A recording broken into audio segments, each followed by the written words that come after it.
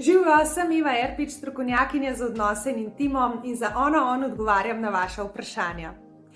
Glejte, finance so samo finance. Res pa je, da vsak izmed nas pripiše tem financam različno čustveno konotacijo in prav zaradi tega postanejo pogovori o financah zelo zahtevni.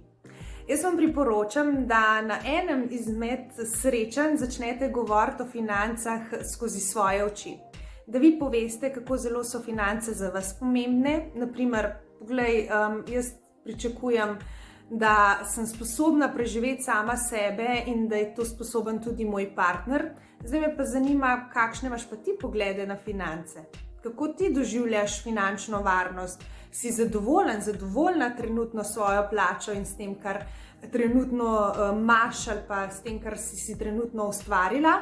In tukaj odprete en čist sproščen prostor, da lahko govorite o financah, tudi če ne govorite točno o znesku.